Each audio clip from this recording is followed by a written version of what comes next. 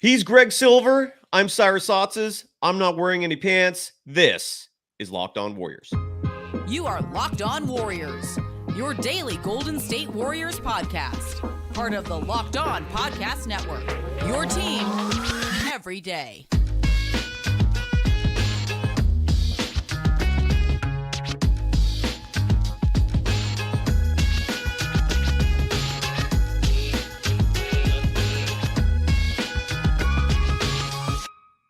Thank you for making Locked On Warriors your first listen every day. We're free and available wherever you get podcasts and on YouTube. We're part of the Locked On Podcast Network, your team every day. Today's episode is brought to you by Jase Medical. Empower yourself when you purchase a Jase case, providing you with a personal supply of 5 antibiotics that treat 50 plus infections. Get yours today at jasemedical.com. That's Jase, Jase medical.com. You can follow Greg Silver. He's a jack of all trades these days. He's hosting programs on the Believe Podcast Network. He's producing some hit shows for KNBR. You're all over the place, man. You're doing play-by-play for a lot of college athletics. I'm seeing you everywhere. Great to see you here tonight with me for Locked On Warriors. You can follow Greg on Twitter at Greg O Silver. The O has an H in it, but if you're on Threads, like Greg and I both are, you take out the H. Still Greg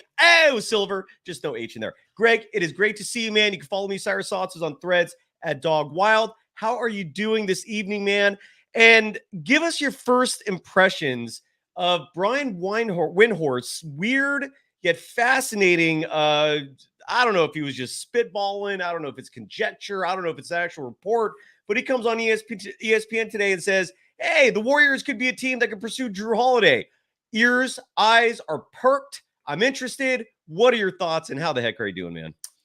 I'm great, Cyrus. Thanks for having me back on. You just cracked me up with that intro. Like I'm still laughing at. I'm wearing pajama pants right now, but I think if we walked into a job interview together, like they might pick me, honestly. So easily. I'm unshaven. I'm not wearing pants, and that's an old Gary Radnich bit, by the way. Back in my way early days of producing a radio like you're doing right now at KNBR. Yeah, that was always his shtick. I stole that from him. But yeah, man, continue on. Sorry to interrupt you, brother. How you doing, man?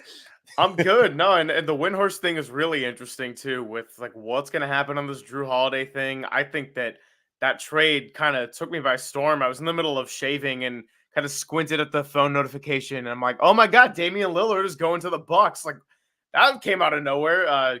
Amazing trade for the Bucks. It's the best player Giannis has ever played with in his career by far. I think that it makes them instant championship contenders, if not the single favorite. I mean, no disrespect to the defending champion Denver Nuggets themselves, but that is quite the superstar duo and already one of the best, if not probably the best in the league, honestly. If we're just going to take right now with the potential they both have and the way they can cover up each other's weaknesses in their game, unbelievable. But the part that's kind of unfinished is this Jrue Holiday piece where Portland's in a rebuild mode. Jrue Holiday is 34, 35, and it is believed that he is not going to play with Portland. That could get done as soon as Monday, possibly even sooner than that, because the media day is on Monday. And I don't know, man. I mean, I think by the time a lot of people listen to this podcast, they might even already have an answer on it. Could he be coming to the Warriors? Well, look, when that idea got thrown out there, I mean, that just sent me down a path of romanticizing, for better or worse. You were actually the second person I heard say that trade should happen yesterday. It would be you and Tom Tolbert, both on the same page there. And I mean, yeah, like that guy's awesome. I mean, I want to get your thoughts on it before we dive deeper into it, but yeah, just spill. Yeah. Well, I mean, first of all, look, dude, Jrue Holiday, to me, the difference between Jrue Holiday and Chris Paul is night and day.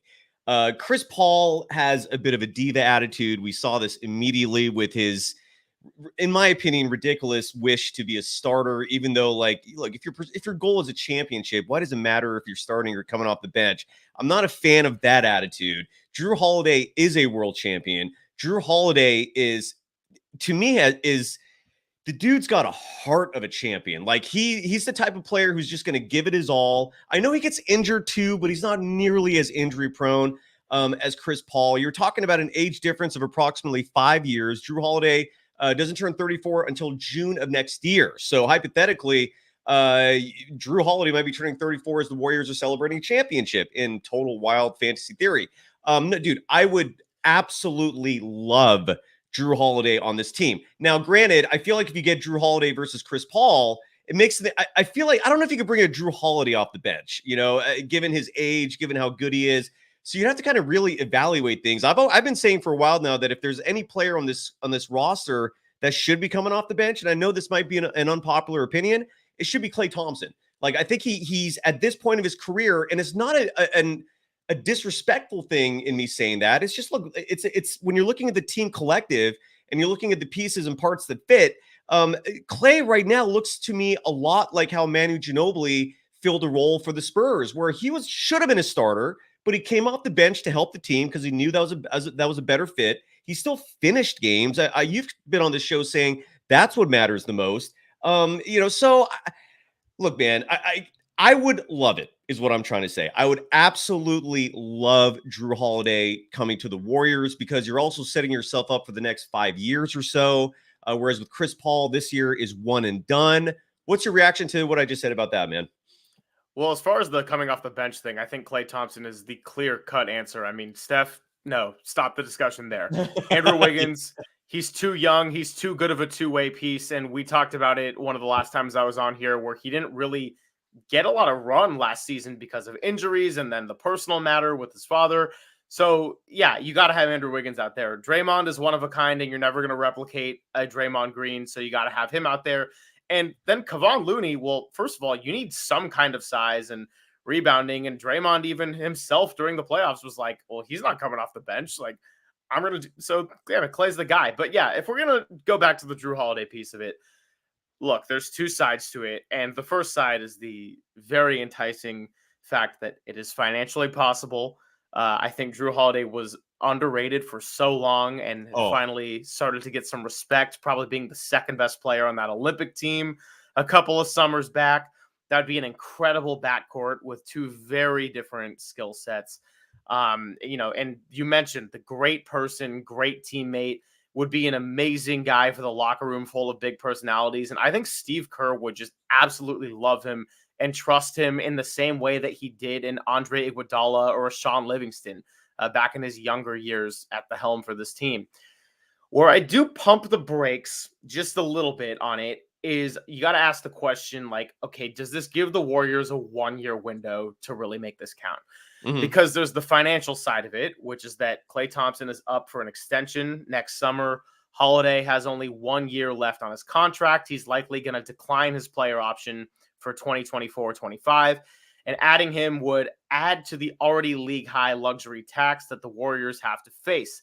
Then there's also the players element of it, because we said the Trailblazers are in rebuild mode, and we talk about a 38-year-old Chris Paul who's getting paid $30 million. That's not exactly a prize piece in a trade for a team that's rebuilding and just drafted Scoot Henderson to be their next guy. And it's one thing if Paul's taking a vet minimum deal, but he's not. And that means that the Warriors could have to get rid of both Jonathan Kuminga and Moses Moody, and I don't like that at all. Because the Dubs missed on James Wiseman, who was one of their lottery picks during that rebuild within the dynasty kind of stretch that they had. And I want to see Chris Paul's impact on Moody and Kuminga, because we don't know if the Warriors missed on those guys yet. And I think there's a lot of flashes where you think that they didn't, because they have that potential. And, Chris Paul, such a defined part of his legacy as he's gotten older, has been his impact as a teammate, especially the way he can adjust the game of younger guys and shift their attitude and just get them understanding the game in a whole new way where it just kind of clicks. And I don't know how many years and frankly, how many games Chris Paul will be his impactful self in a Warriors jersey, but Moody and Kuminga could be franchise cornerstones for years to come. And this season is a big opportunity for them to mature. So I can see both sides of the coin here on the Jrue Holiday thing.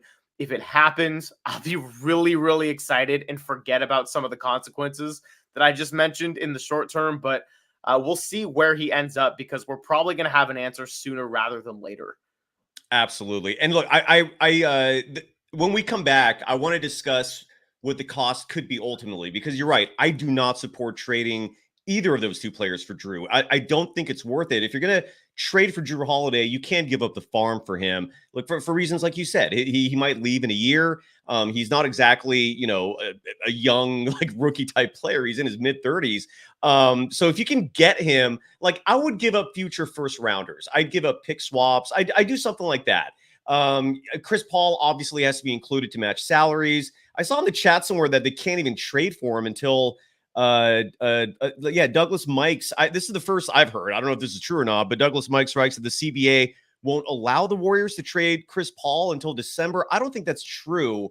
But maybe I'm mistaken, because I actually read up on this a little bit. And I mean, Chris Paul was traded initially to the Warriors right after being traded. So I don't see why there would be another limitation there. And Sean Stanley, I just have to address this real fast, who writes, please stop. Clay had no offseason training last year. Clay deserves a chance to have another year to be judged. Me suggesting him coming off the bench is not a denigration. I'm not criticizing him. I'm just saying, when you have a team with a lot of good players, you can't have all of them starting. It's just like Steve Kerr said the other day. He has 6 starters on this team. Someone has to come off the bench, and it doesn't mean that you're a bad player if you come off the bench. It just simply means maybe he's better suited to help the second unit during the early parts and middle parts of a game, and then finish it off with the squad. There's no disrespect toward Clay in me saying that, is what I'm trying to say. But we're going to talk about that and much more. You brought up Wiseman, which actually leads me to when we come back again, to play this great clip that I don't think has been disseminated as much as it should have. And it's from Anthony Edwards. And he was talking about the Warriors' attitude toward him back in that 2020 draft. I don't know if you've heard this clip, Greg. It is a delight. I don't know how this went under the radar.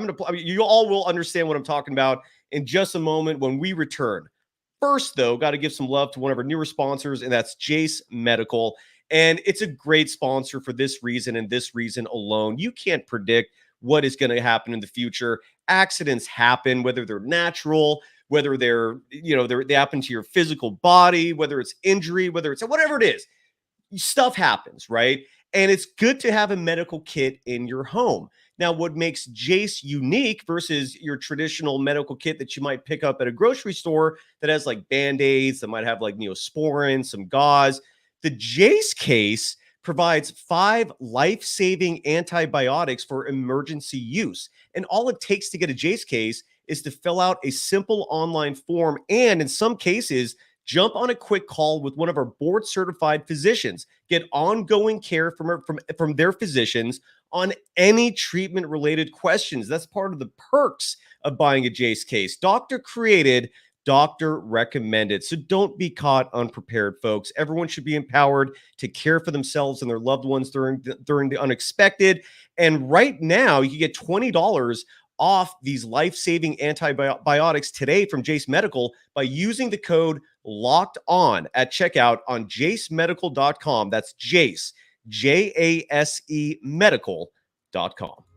You are Locked On Warriors, your daily Golden State Warriors podcast. Part of the Locked On Podcast Network, your team every day.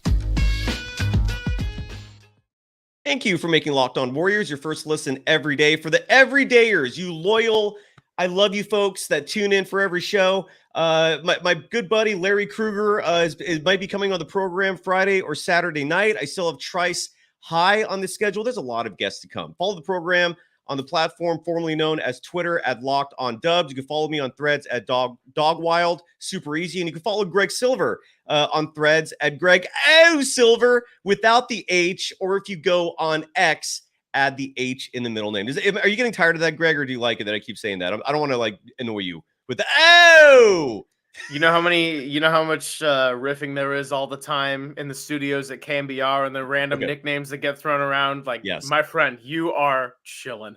All right, awesome. Okay, that's good stuff. A good sense of humor, I think, is key to a happy, healthy life. So I love hearing that. So you brought up James Wiseman. We're going to talk about this Jrue Holiday thing some more because it deserves a lot of conversation if there's any reality to the speculation. Anthony Edwards was on the podium answering questions because the NBA is playing just like the Warriors did a year ago, where they played the Wizards in Japan, the NBA is doing the whole international push during preseason basketball. And the Minnesota Timberwolves and Dallas Mavericks are going to be playing 2 games this year in Abu Dhabi in the Middle East. Again, this is it's brilliant marketing. It's crazy travel for the players and the organizations, but nonetheless, they're out there right now. Anthony Edwards was on the podium. And again, I heard this and I'm thinking to myself, this is a gem of a clip, because one thing that continually has bothered me for a number of years is why the Warriors were never serious about Anthony Edwards in that 2020 draft. They had the number 2 pick. Minnesota had the number one pick, but it has been reported, not speculated, but reported that the Timberwolves had reached out to the Warriors. They wanted to make a trade, and that the Warriors just shut that door. The Warriors had no interest in moving up a spot so that they could draft Anthony Edwards. And now we know why. The answer to that question is in this clip. Folks, I don't know if you'll enjoy this as much as I do, but I think this is a gem of a soundbite. Here is Anthony Edwards. Oh my God. It was crazy because like before he came, I thought I was like working hard. And like when he came, I was going through the drills and he kept stopping them. Like, that's all you got. That's all you got. And I'm like, bro, I'm going hard as you want me to go. Like, hold on, and I need to preface this real fast. Maybe I should have introduced this a little better. Anthony Edwards was asked about his experience playing for Team USA during the World Cup, and more specifically playing for Steve Kerr. And this was his reaction. I apologize for not setting this up more clearly. One more time. Here we go. Oh my God. It was crazy because like before he came, I thought I was like working hard. And like when he came, I was going through the drills and he kept stopping them. Like, that's all you got. That's all you got. And I'm like, bro, I'm going hard as you want me to go. Like, what you want me to do? I'm sweating crazy. He like, man, you got to see Steph and KD and Clay work out. And we went to dinner that night, and they still was continuously telling me like, you didn't work hard enough. Like if we had the number 1 pick, we wouldn't take you. And I was just like, damn, that's crazy. So me and my trainer ran home after dinner, and we just talking like, bro, we got to pick it up. I don't know how. I don't know what we got to do. Like, but we got to pick it up. And I think after that, man, it's just, I became a madman in the gym. And like, I try to work till I'm tired. I'm exhausted. Oh yeah, for sure. He knows. Yeah. He's going to see this and laugh because he already knows. Him, Bob Myers, and it was another guy with him.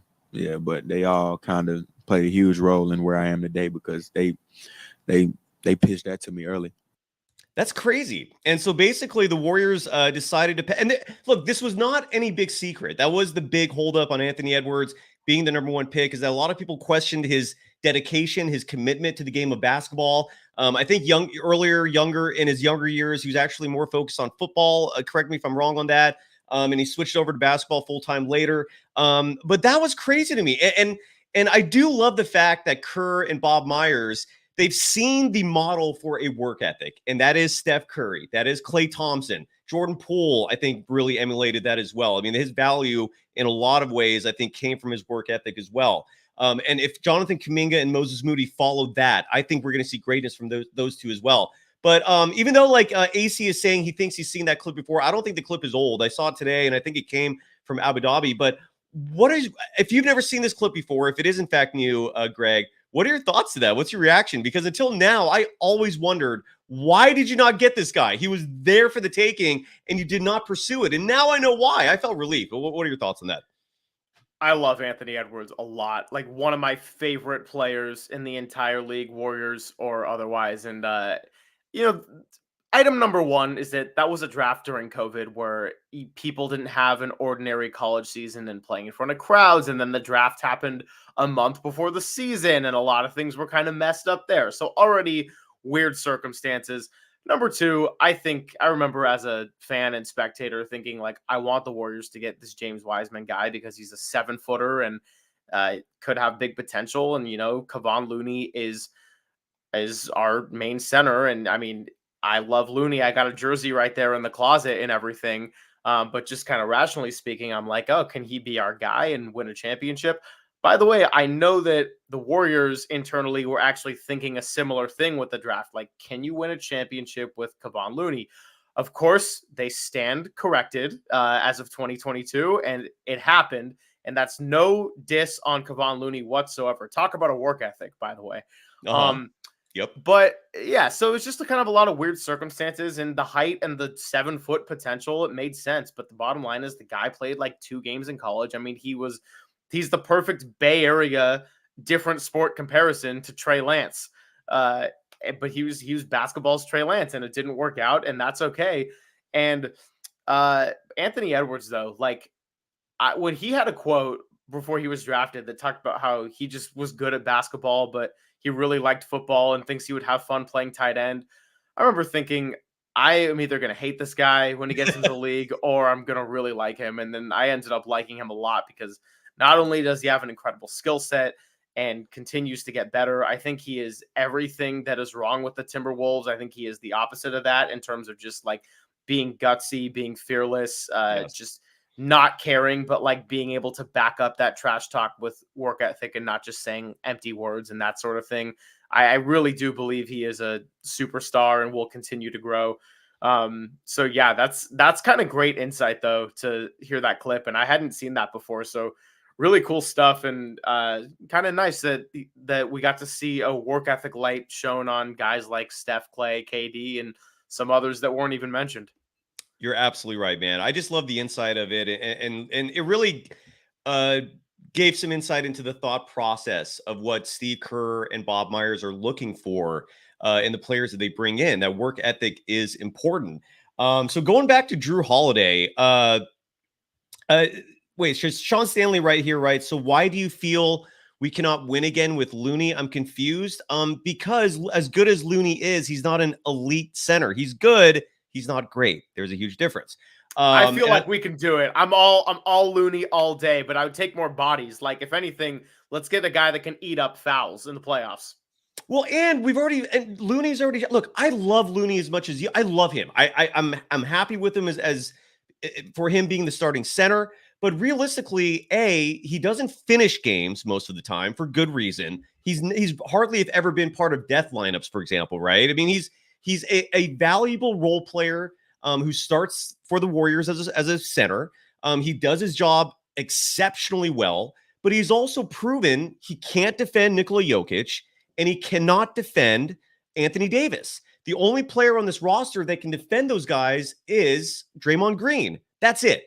And you cannot put Draymond Green on those guys for 4 quarters. He's going to get in foul trouble. He's going to get worn down. He's turning 34 years old this year. So what I've been looking for, and I still don't know what the answer is going to be for the Warriors this season, because Kevon Looney just can't handle that responsibility. And I don't think that's a slight on Kevon Looney. If Kevon Looney can handle every center in this game except for Nikola Jokic and Anthony Davis, that makes you a damn fine basketball player. But we're talking about championships here, folks. In the same way AI was like, we're talking about practice. We're talking about world championships, all right? The ultimate level of success. And to win a championship, Kevon Looney does not cut it for the end of games and for the majority of games, handling those 2 players who I think are the roadblocks to the Warriors winning a 5th title in 10 years. In your opinion, Greg, what is the salve there with this current roster? Like, do you think Kerr and Mike Dunleavy Jr. look at Dario Saric as the solution? Do they look at team defense and just the collective basically playing together to solve these problems? Like, what do you think is going through their mind with this current roster and turning down players like Dwight Howard, not aggressively pursuing players like JaVale McGee? Like, what do you think their thought process is here? I wish I had the answer to that question, because as free agency went along and then getting the chance to sign all these guys, I was kind of hoping to get a JaVale McGee, a guy that knows the system in the locker room, somebody like that. And we talked about Juan Toscano Anderson before as well. So I don't know the answer itself. Now, Yeah. I know just from football season getting back up and running again that there are good organizations and there are also bad organizations. And sometimes teams will just stay perpetually bad because they're poorly run. The Warriors have been a great run organization for the last decade. And so there's always going to be this element of trust I have with them. And my best guess in speculation, I mean, I know just as well as you or the next guy, but I think the Warriors are really confident in what they are and what they have. Steph Curry last year, at the age of 34, was still one of the all-time best players we have ever seen. He looked as conditioned as ever. His game looked as polished as ever, even if maybe he lost like a slight step in explosiveness or things he had when he was 28 years old. But I mean, I think they just are really trusting in their identity, and they think like maybe to beat a Lakers team or a Nuggets team, or I guess now the Milwaukee Bucks or a Miami Heat, if they run up against it, it's not so much about how can we stop what the other teams are great at, rather than like how can we maximize what we are. Because I think there Right. was a sense, and you heard it in the exit press conference from Kerr after they lost in 6 to the Lakers, of like, yeah, this was definitely a lost year for us. I think they felt like from the beginning they never really had things right. I mean, the Draymond Green punch, we've talked about it a million times. It's going to have to keep getting talked about because of the year that they had last year, and because we don't have new data and new games to talk about for another month. So, yeah, I think that's I would guess that just that the Warriors are so trusting in what they are, and that they can beat teams rather than worrying so much about somebody else, and Nikola Jokic, an Anthony Davis and LeBron duo. I mean, they're getting up there in age too. Anthony Davis can't always stay healthy. I think the Lakers did do really well in free agency, which sucks. Yeah, I agree. Yeah. But if Phoenix, by the way, just got better, I think that trade made them better. I know that's kind of a mixed opinion, but the fact that, look, they already have 3-star players. I mean, you got your Devin Booker, your Kevin Durant, and your Bradley Beal. Now you have a bench and you have some role players. I know DeAndre Ayton is a very talented player. I think he also is not the most physical. I think his body language and perceived effort, I will say, because I don't want to say someone's not trying if like you don't really know, but Right. just it looks a little off sometimes when he's out there and like he can get pushed around a little bit.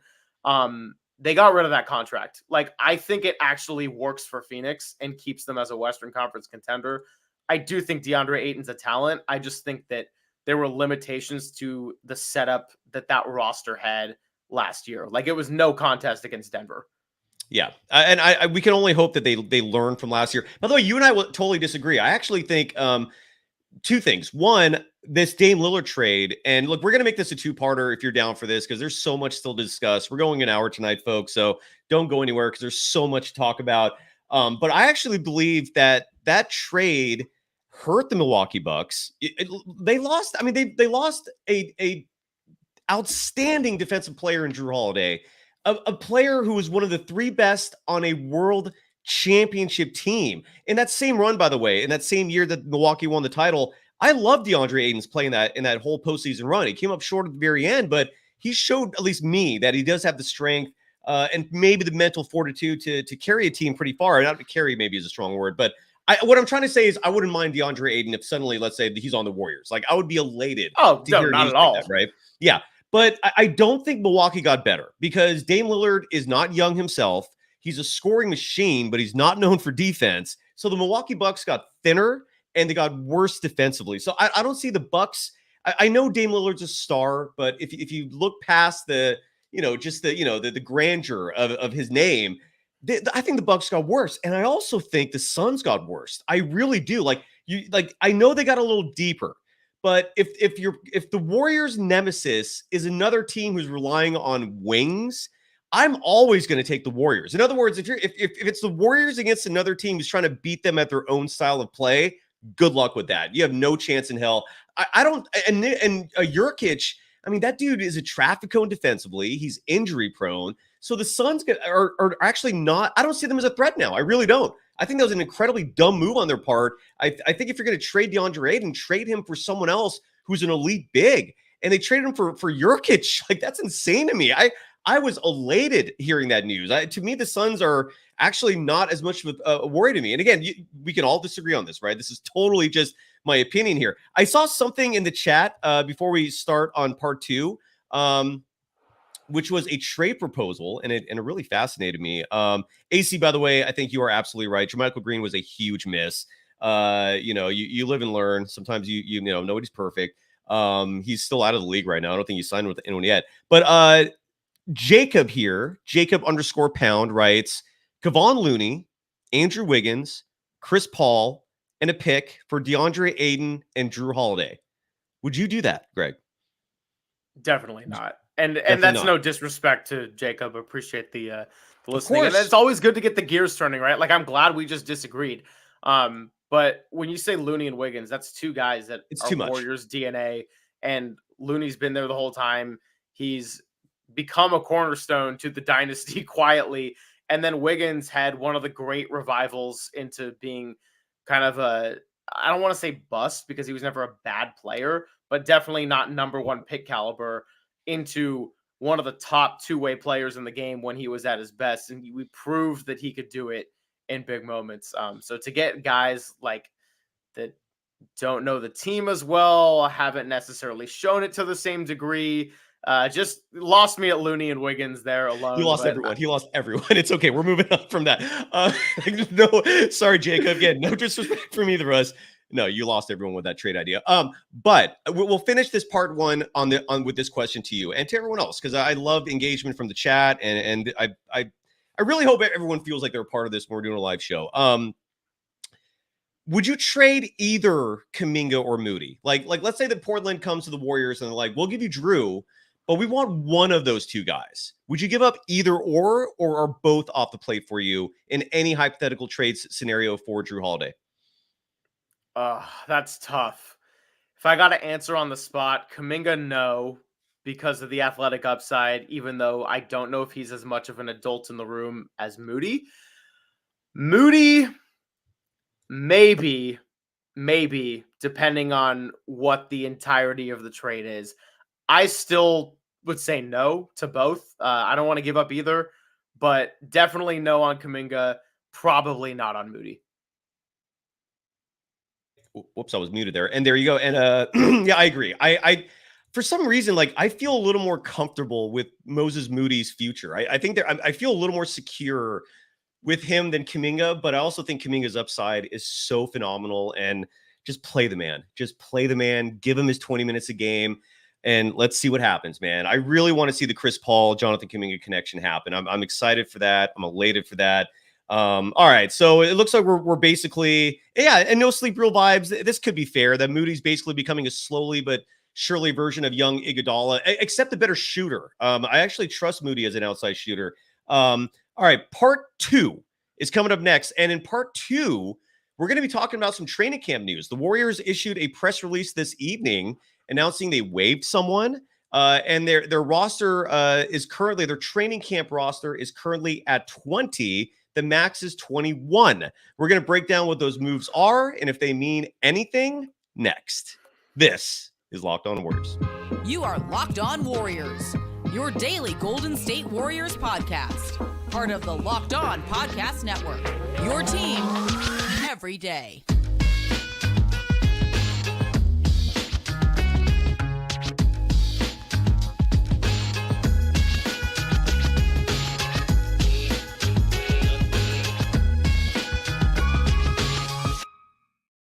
You once again for making Locked On Warriors your first listen every day. We're free and available wherever you get podcasts and on YouTube exclusively for all our live shows, part of the Locked On Podcast Network, your team every day. You can follow Greg Silver on Threads at Greg O Silver without the H. It's just Greg, the letter O. What is that for your middle name? What is the O anyways?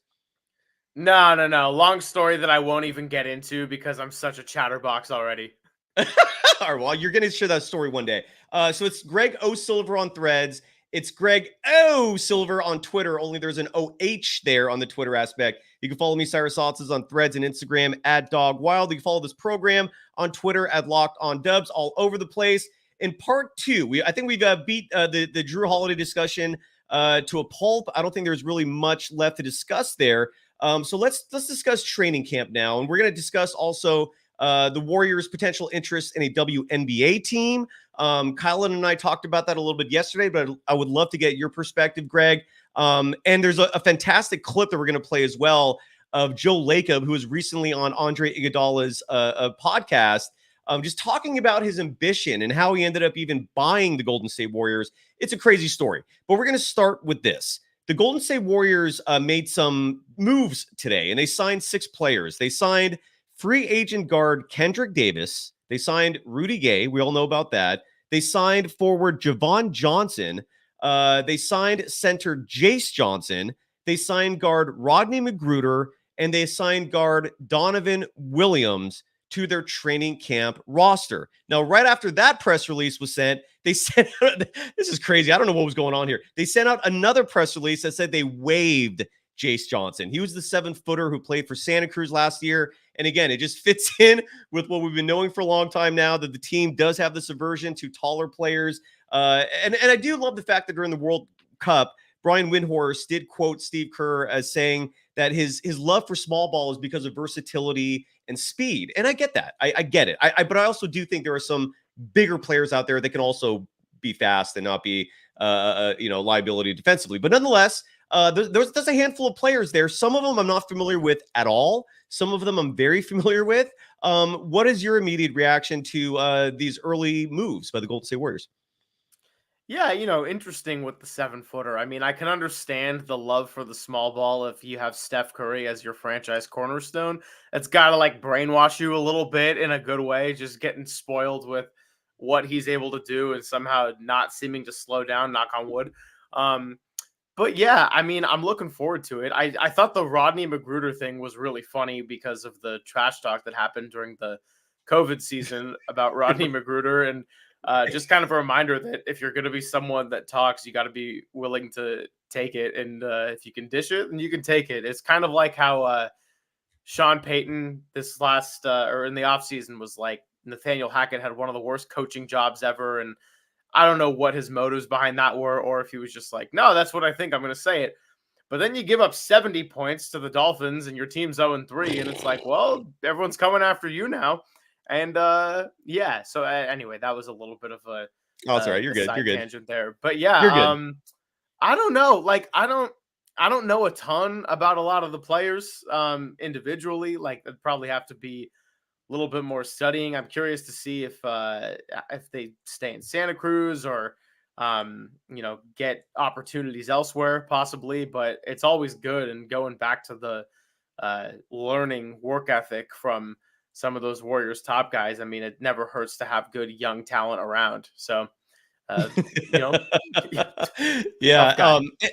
And just to give people some very basic information on these folks. So Kendrick Davis stands 6 feet tall. He did, I believe, play a year or so. Don't quote me on that. I don't have all the facts specifically here, but if I'm not mistaken, I believe he played in Memphis under Penny Hardaway. So he got a little seasoning of NBA ball.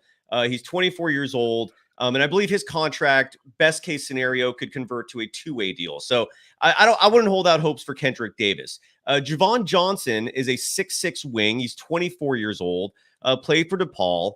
I don't know a lot about him, but we do know the Warriors are interested in wings. And then I don't know anything about Donovan Williams. I mean, someone in the chat, all I know is that he stands 6'6", and he played college at Texas and UNLV. That's all I know. So beyond that, it's a lot to be seen and determined based on training camp. Some of these players might have been brought in strictly to challenge the Warriors vets and just to actually make them work harder during practices. Steve Wilton, by the way, asking about Kuminga's contract extension. I have no idea about that. We'll discuss that for another show.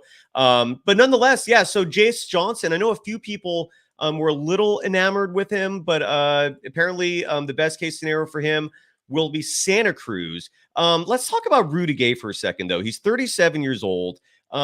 He once was a so-so three-point shooter. Last year, I believe he shot only 25%, but he does kind of fit the mold of what Otto Porter Jr. did for this team a couple years ago. He's 6'8". He can grind it inside. He can defend pretty much all 5 positions if he's still holding up physically. What are your thoughts on the possibility of Rudy Gay getting that 14th roster spot? Do you hate it? Do you love it? Are you indifferent? What are your thoughts, sir? I don't hate it, and I don't necessarily love it either. I mean, we were talking about this before the show, that it was a possibility publicly that the Warriors could do this. So it's not like it just came out of nowhere that they did it. And I know, we know that the Warriors like their small ball. We also know that they like their veterans now. I mean, you don't make a trade for Chris Paul, who's going to be 38, if you don't really trust that expertise and leadership. And so Rudy Gay has been through a lot of teams. I think he's very much a serviceable player. I mean, it's funny. The Jazz were a surprising team, and they were kind of a tough out for a lot of teams on any given night this last year, even though they didn't end up making it the playoffs. They just missed out on that. But Rudy Gay was kind of one of those veteran presences on a really young team with a really young coach in Will Hardy. And credit to those guys as a unit for playing really hard. I think Rudy Gay's been around a lot of different situations. He's also been on some bad teams too. Yep. But I wouldn't be upset by it, especially because we know that with this Warriors regime, they really will use a lot of experienced guys in very specific situations. One example that is just coming to the top of my head that I think fits this well is, remember the little Matt Barnes stint on the second time around? Like, Matt Barnes was playing meaningful minutes there when Kevin Durant was out with an injury for a bit. Dude, that's when I'm doing that. That means I'm happy. I love the analogy there, man. First of all, I love Matt Barnes as a human being. It takes a lot to make me happy. If you watch the show regularly, you figure that out by now. But him and what's his Stephen A. Jackson? That's Stephen Jackson, right? Stephen Jackson. Yeah, I'm having a brain fart right now. Okay, good. Steven Jackson, they have their show. I think it's all Up in Smoke, all the smoke, whatever it is, man. I'm suddenly like melting mentally. I'm sorry about that, but I love their program. I think it's a great show. I think those two are great human beings, and I love that metaphor, dude. Yeah, he could absolutely step in there. And look, physically, he's not that different than a player that they just had last year in JaMychal Green. I mean, physically, they're like an inch apart. Weight-wise, they're like a few pounds apart. And I think Rudy Gay is a step up from JaMychal Green. He's a more consistent shooter, even though his three-point shooting is awful. But I wouldn't hate it. I really would not hate it. If he still has gas left in the tank, maybe he's the guy who eats up 6 fouls while playing just smart enough ball inside. I mean, he might get eaten up, but at least he's a high IQ player. I'm a little fascinated. I wouldn't hate it. You know what I'm saying? I'm totally with you where that it's not something that's going to excite anyone, right? It's like, it's Rudy Gay. But I also remember a lot of those years where Rudy Gay was with the San Antonio Spurs, when the Spurs were clinging to like 4 seeds, 5 seeds year after year, with lineups where primarily DeMar DeRozan and LaMarcus Aldridge were the focus of that team. And somehow Greg Popovich was getting the best out of him, and Rudy Gay was on that team as well. And a lot of times he would eat up the Warriors. So if we're getting any part of that Rudy Gay, sign me up. I'm absolutely interested. When we come back, though, and someone asked about, by the way, Lester Quinones. Like, no, right now he has a 2-way deal. He's not going anywhere. I wouldn't expect him to go anywhere. I think his position is safe on the team. And Steve Wilton, by the way, adding that JaMychal Green is not exactly that young either. He's 33, Rudy Gay 37. So, yeah, it's not the worst thing in the world. And he's still younger than Andre Iguodala, who apparently will never announce his retirement. When we come back, though, I would love to get your thoughts on Rodney McGruder, though, because that's a player that might make this team. It is a real possibility. I am not that familiar with his game. I'm really not. I mean, and if you are, I would love to get your thoughts. And even if not, give us your thoughts anyway. So we're going to come back with more basketball talk. We got WNBA talk. I've got this great Joe Lacob clip that I'm going to play where he was interviewed by Andre Iguodala talking about how he bought the Golden State Warriors, given he's on the verge apparently of bringing a WNBA team to the San Francisco Bay Area. We've got a lot to discuss still here on a Thursday night. First, though, got to give some love to one of our new sponsors. And Greg, I don't know how you feel about this, but when we first heard that FanDuel was going to be a sponsor of the Locked On Podcast Network, I was elated. I'm like, damn, dude, if we're getting FanDuel onto this platform, we're doing something right here, right? That's a big-time sponsor, man. And now we got another huge national sponsor in DoorDash. Dude, you use DoorDash, right? Like, tell me what your DoorDash experience is in life. How often do you use it? What are your feelings on DoorDash? Cyrus, I feel like you're setting me up here because my first experience of really diving into this podcast and just becoming a fan of the show was when it was my last few months of Santa Barbara. I was wrapping up my time at the radio station.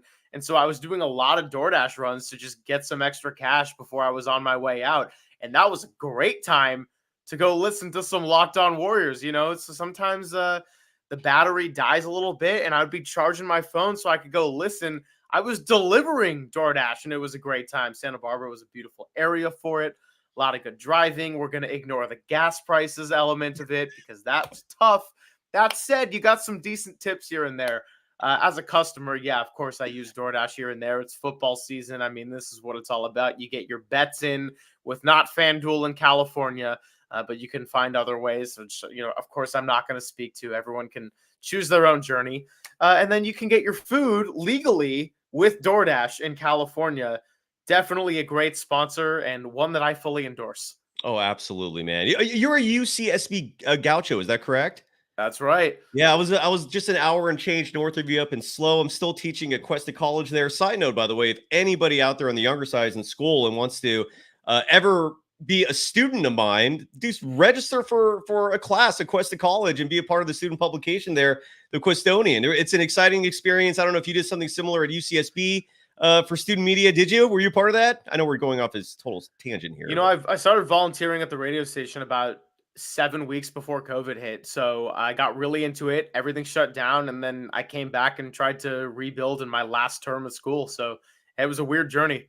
Yeah, for everyone, man. That's I don't want to get started on that period of our existence, but nonetheless, you know what was really good though during that period of our existence? DoorDash. That's where I got introduced to it. I was like, oh wow, yeah, everyone's delivering now. This is convenient. This is comfortable. That's what DoorDash does for you. It brings you your groceries. It brings you your meals. And right now, you can get 50% off your first DoorDash order up to a $20 value when you use the code Locked On NBA at checkout. Limited time offer, terms apply. That's 50% off up to a $20 minimum subtotal and zero delivery fees on your first order when you download the DoorDash app in the App Store and enter the code Locked On NBA. Don't forget that code Locked On NBA for 50% off your first order with DoorDash. You are Locked On Warriors, your daily Golden State Warriors podcast. Part of the Locked On Podcast Network,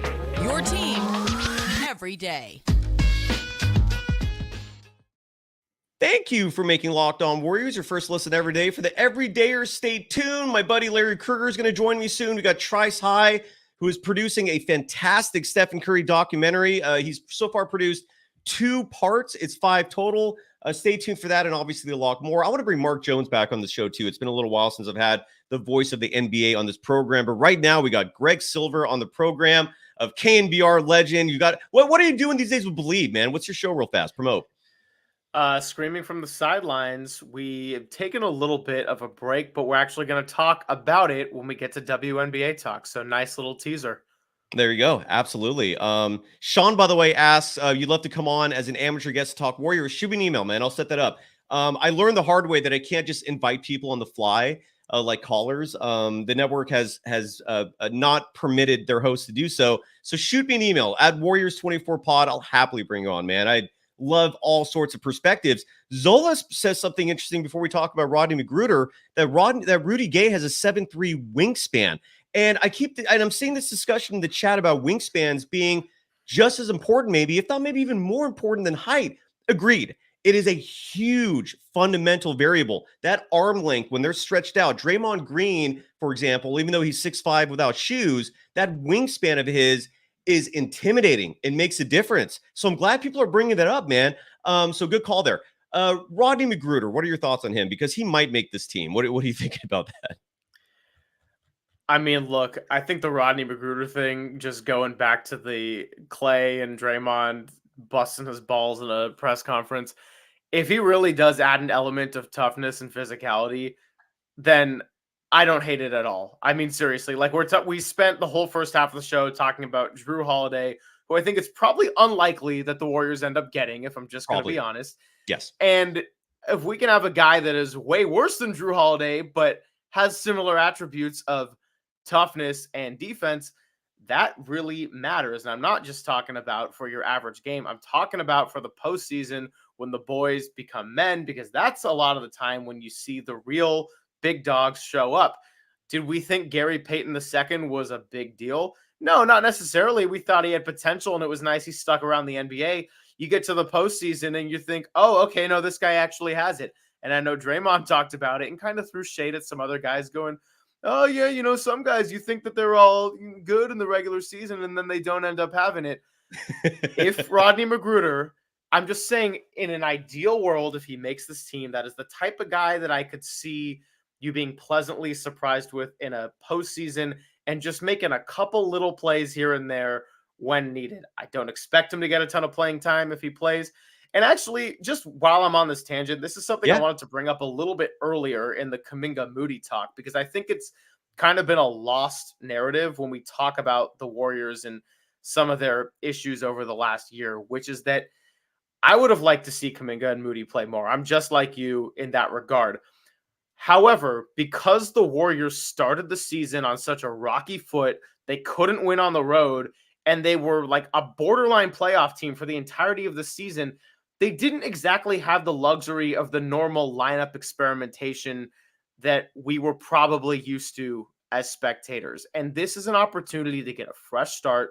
It's an opportunity to get off to a good start and get Steve Kerr back in a comfortable zone where he can do what he does when people have, let him shine more and they've complained less, in the sense that he can just kind of be in control and in the driver's seat and feel like he has the locker room. And I think he does have the locker room with the stars. There was a lot of tension. There was a lot of weirdness last year. They couldn't win on the road, like I said. And so they were constantly fighting for the playoffs. Steph Curry was probably overworked heading into the postseason. And it's kind of weird to say because the guy never gets tired. But the bottom line is, like, they flamed out. They did. They completely flamed out against the Lakers. I think in hindsight, the Kings probably could have knocked him out. You can make a serious case for that. And then they ran into one of the great Game 7 performances we've seen.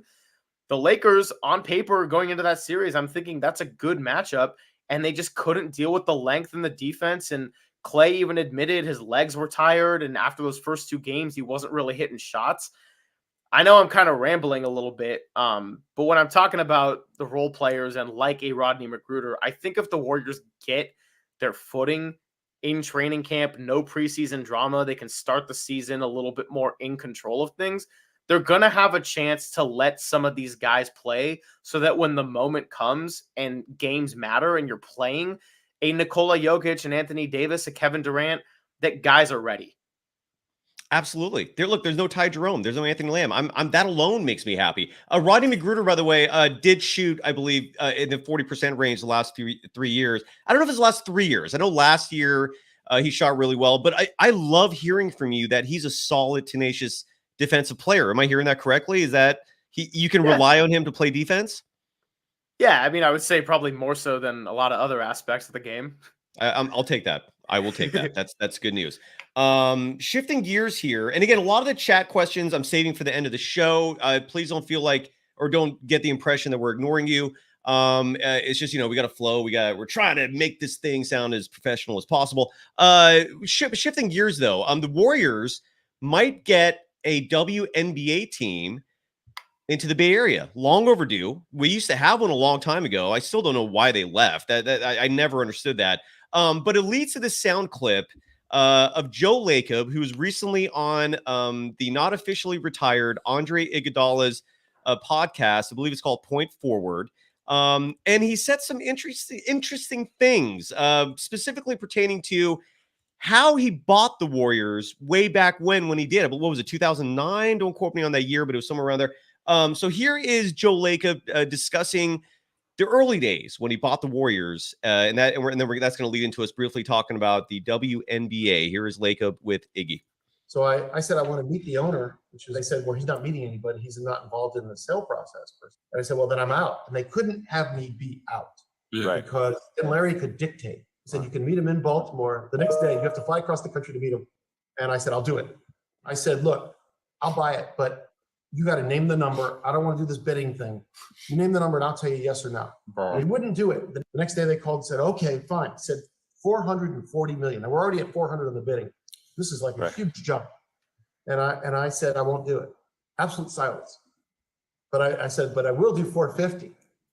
Oh, wow. I like that. Under other terms that matter to me. Here's the thing. I want the whole deal papered in 3 days. Papered. So it's an actual contract. Yep. So anyway, they did get it, and that's how we got the team.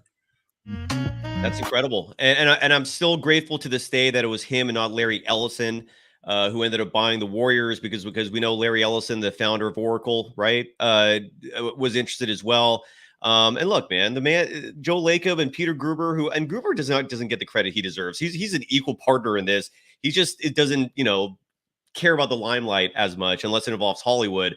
But look, these two have built a dynasty, and it's absolutely incredible. All power to both of them. Congratulations, sirs. And now they might bring in a WNBA team. And I expressed this with Kyle and Greg, and I'll say this again real fast. My one skepticism about Lacob and Goober being the owners of a WNBA team is that I hope it doesn't limit opportunities that another owner would have presented more of. Meaning, I don't want to see a lot of Warriors employees doubling up and having their workloads increased instead of a lot of new fresh faces coming in with more opportunities for a WNBA team. I'm sure there's a lot of people watching or listening who have aspirations of working in this industry yourself. And I'm just hoping that they treat it like a completely separate business that has a lot more opportunities for individuals instead of the same people doubling up their work, if that makes sense. That's my one skepticism about the Lacob Goober aspect of it. Otherwise, I'm really elated that the WNBA might be coming back to the Bay Area. What are your thoughts, sir? I know you wanted to discuss this. The floor is yours. Take it away.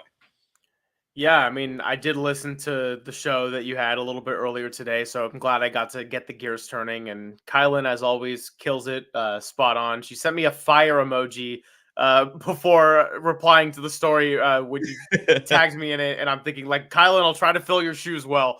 But no, I think she's spot on. I think it was a great chance for her to talk about getting more women in the business as well.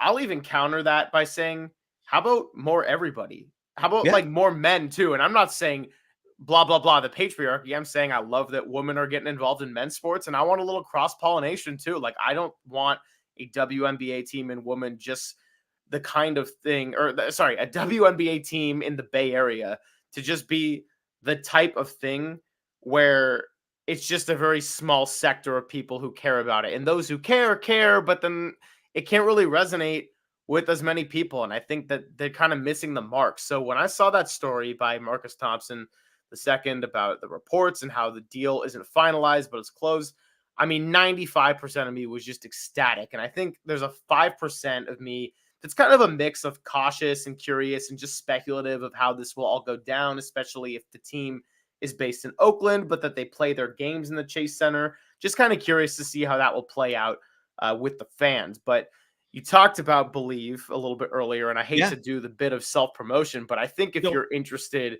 in this topic at all, I'd really encourage you to go listen to my last couple of episodes of Screaming from the Sidelines, because in one of them, which was actually the best performing episode we ever had, I had the privilege of speaking with Sarah Brandy and Joni Lohman, who are the co-founders of WNBA Oakland, as well as former Cal basketball star Alexis Gray Lawson, who is now the athletic director at Oakland Tech High School and heavily involved in the project. And this was just a great chance to learn about the behind the scenes of their grassroots movement and why it would mean so much for them to have a team in Oakland rather than a San Francisco or San Jose or anywhere else in the Bay Area. So they offer some really great insight into that. And it was a real privilege getting to be able to talk to them and to learn a lot along the way.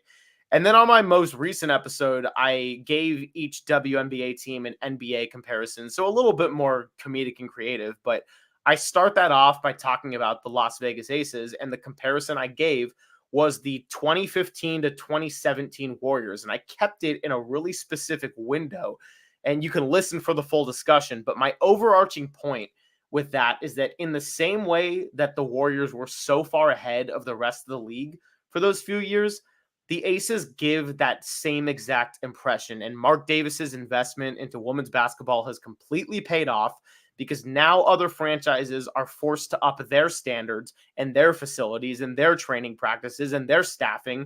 And it's creating a better product for a league that needs it. And I think the Bay Area is a perfect place to further expand a league that is already growing.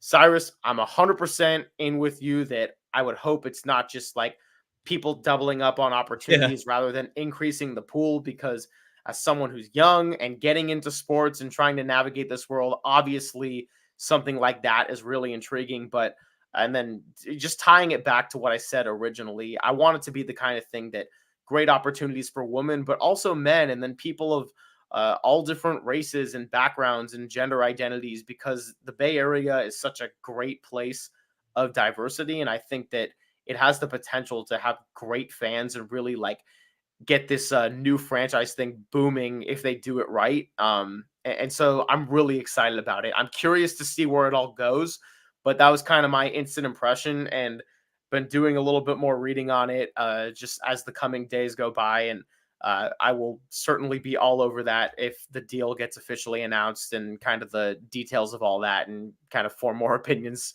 there. But thank you for dealing with that long answer. I'm not dealing with anything. I was listening, and it was interesting. No, you're all good, man. And look, like Damian LaRoche, for example, I'm reading all your comments and criticizing the WNBA. I get it. You're not a fan, but like, why do you care so much that you're hating this much on the game? It's okay. You don't like it. Fine. You expressed it once. Like, like, do you hate women? I don't understand what the point is of bashing it that much. It's look, to me, if anything presents more opportunities, if anything makes people happier, why hate on it? I mean, if it's not affecting you directly, why do you care? And not to mention, I think there are a lot of daughters out there that this inspires, right? There's a lot of young women and girls who watch WNBA games, and just to inspire them, I think, is just plenty enough, And if you're worried about the business side of it, let the owners worry about that. Why do you care?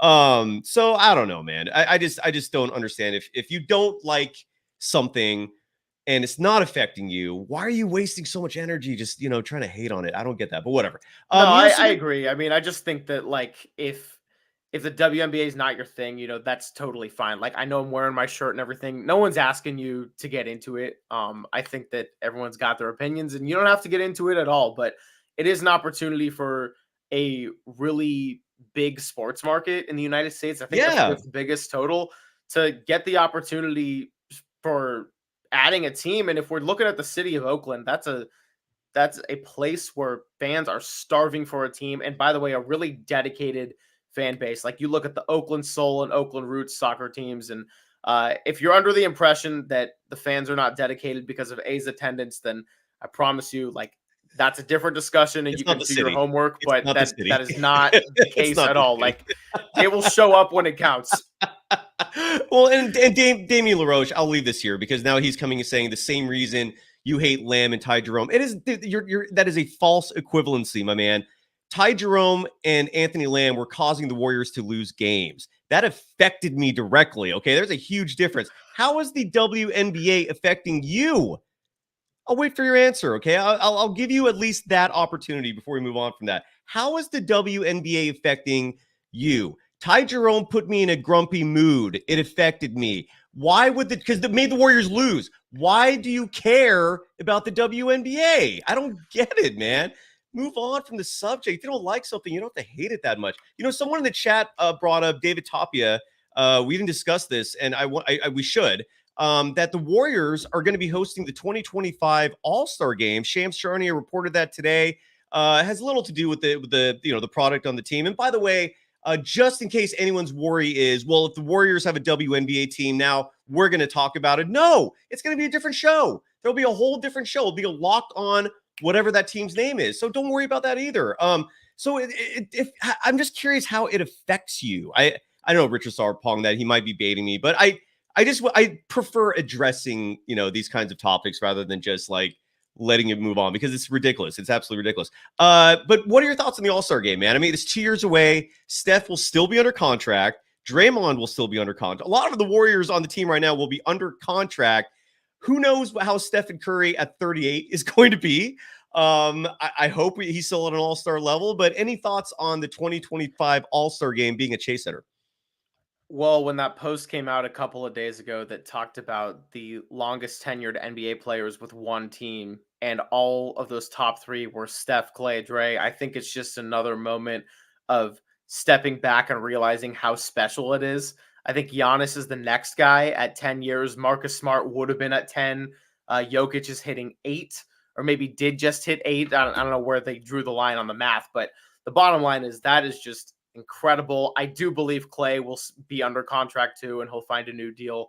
So when you consider the historical context in with the All-Star game being played at Chase and just the buzz it will get in the Bay Area, like that's awesome. That's 10 out of 10 excitement.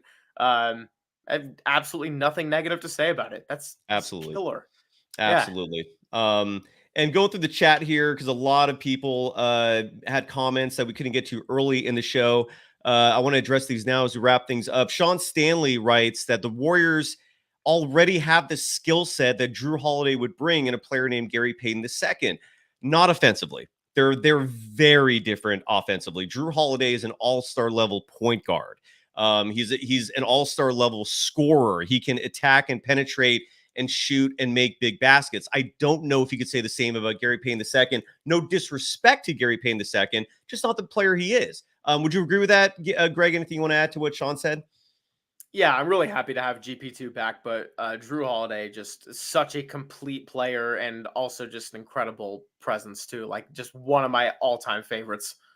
Absolutely. And Sean, by the way, and this goes for anyone else, the email address for this program, again, is warriors24pod@gmail. That includes any prospective local sponsors. That door is always open as well. Bay415 writes, I should get the great Gary Radnich on the show. If I could, I would. He's been in hiding, man. I would love that. Have you ever met him, Greg, in all your years? I know you've been hobnobbing with media and sports for your whole life. Have you ever had a chance to meet Uncle Gary? I have not. He's a legend. That's how I'll leave it at that. I was his producer for 3 years. It was a memorable 3 years, and it set me up for a lot of stuff. He taught me a lot of things. Solo writes, the Warriors don't need an elite center. Nobody can guard Jokic. Even Anthony Davis got exposed. That's just an realistic ask for any center. I'd say the Warriors have to make Jokic defend them and tire him out. That is a good point in terms of the other side of the court. In terms of attacking him, making him work defensively. You're absolutely right. That is the strategy if you're going to beat the Nuggets. I will counter, though, that Dwight Howard just 3 years ago did a pretty damn good job defending him as the Lakers won a world championship. And there's no one that's going to stop a Jokic or an AD, but you can tire them out. You can wear them out. You can at least make life difficult for them so things aren't as easy as they might be if you don't have a big body on them. Anything you want to add to that, Greg? I wish that we got to see a Western Conference Finals with Warriors Nuggets because I would have. I don't really.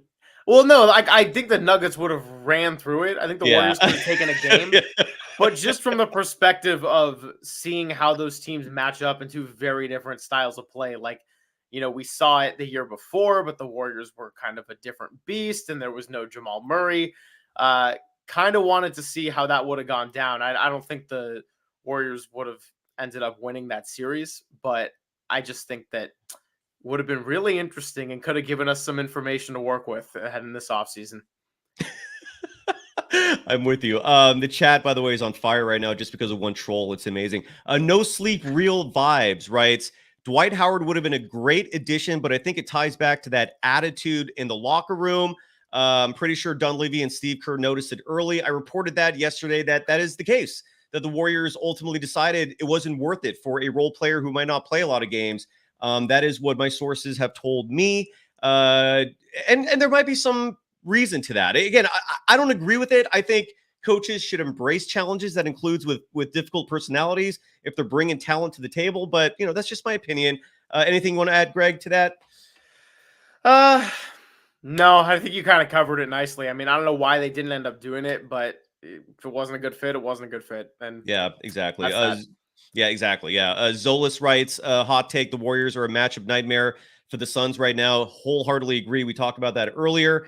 Douglas Mikes writes, something to look out for if Jrue Holiday is traded in a 3-team trade with Portland, the Sixers, and I imagine Tyrese Maxey would get involved there, or maybe Harden, actually. And the Clippers, some decent role players might be cut or waived. Very good point. You're absolutely right. That is one of the perks of the Golden State Warriors holding off on filling those 14th and 15th roster spots. And Greg, jump in at any point if you have anything you want to add to any of these. I'm just going to fly through these. We got a couple more here. Ken Mama writes, I read somewhere that Rodney Magruder shot 40%. Oh, we covered this already. I think it was last year he shot in the 40% range. He's a good three-point shooter. That is not something that is worth criticizing him for. And the fact that you're telling me he's a great defensive player makes me feel okay about it. I'm not opposed to that entirely. Sherry Collins writes, what's going on with Juan Toscano Anderson? Great question. I have no answer for that. I don't know if you have an answer for that. He is not currently on the training camp roster. Any thoughts, Greg? I'm going to my friend Google. Yeah, I'm not. Your buddy? That's actually a really good question. We need more. We need more chatters. They're just keeping me on my game right now. I'm like, I got the pajama pants on at 11 p.m. and I'm thinking about like, what is JTA up to? I mean, Greg, does it seem weird to you that Juan Toscano Anderson has had to try out to make a team that just a little over a year ago he was a member? He played minutes on that team and they won a title. And just a year and change later, he's trying out and not being invited to the training camp. Is that weird? Is that normal? Do you have any thoughts on that? I don't think it's too weird, just if you consider the Warriors and the Kerr regime, like a lot of those role players, most of them didn't really get minutes on other teams. I'm talking about like True. a Brandon Rush, a Justin Holiday, a James Michael McAdoo, Maurice Spates, Ian Clark. Like the list can go on and on and on. JTA didn't get enough minutes on the championship team. Like I love him and I know they love him, but he wasn't like such a cornerstone to where I can't believe he's not getting serious consideration elsewhere. Love the guy though. Absolutely. And the reason why I'm laughing is because Douglas Mikes, his comment in the chat, imagine if Juan Toscano Anderson basically had a YouTube burner account and just keeps coming on the show saying, what is he up to? You never know, man. I highly doubt it, but you never know. I think we covered everything on the show today. Greg, you are the man. What would you like to promote shamelessly, sir, before we go? Oh man, it's kind of like I'm everywhere, but I'm nowhere with the amount of random things I'm doing. Always appreciate people tuning into KMBR 104.5 FM and 680 AM. The Sports Leader, great place to be. I also call a lot of Cal field hockey games. So October 21st, they're going to play UC Davis. That's going to be a lot of fun. And shout out to No Sleep Real Vibes too, because one of my favorite chatters, great name. And for those who are just listening to the audio and hoping that we can get a me, Cyrus, and Kylan podcast someday, I am very flattered by that notion. I also feel a little bit for Kylan having to be surrounded by two complete chatterboxes. So we'll gauge Kylan's thoughts on that one. Other than that, I will shut up for that show. I promise. If we have all three of us together, I will keep quiet. And I'll probably tone it down about 70% too. I'm like, you're like, oh, should we make this into a two-parter? I'm like, dude, of course we're gonna talk all day. That's how it always goes. But no, thanks to the people listening. You can check out Screaming from the Sidelines. I mentioned those episodes. If the WNBA does interest you at all, do not care if it doesn't. Do your thing. And yeah, just go Dubs. There you go, man. Damien, you just got you're just an absolute troll. Now he's taking shots saying Kylan's better than me. She is better than me, but I am the one that picked her, so I got to get some credit for that. And I'm going to put you in a timeout, and then you can decide if you want to keep being an angry troll for the rest of your life, or if you want to come back and actually contribute in a positive manner. Greg, thank you so much. It was an absolute pleasure. It always is. I love our chemistry. Let's do this as much as possible. Steve Wilton. Yeah, I'm letting you go, Rich. I'm at this point, it's his shtick. Steve Wilton is writing. Just remember the keywords for the Dubs this offseason: continuity and optionality. Absolutely. So it's versatility. It's having a lot. It's Steve Kerr basically wanting 15 guys that he could just pick any 5 and just throw out there and they're going to be fine. And I get that. I totally get that. I just don't want them to get crushed on the glass and working harder than they need to. Anyone who's actually played basketball is very aware of the impact of height. And I just don't want them to get crushed again, plain and simple. I just want them to have an easier life on that basketball court, and size brings that. So we'll see what happens, but we'll get you back on the show, Greg, soon, if you'll have us, of course. And thank you everybody for joining the program. And we'll be back at this soon. Have a great night. Have a great maybe weekend if we don't hear you again, but we'll be back at this soon. Bye-bye.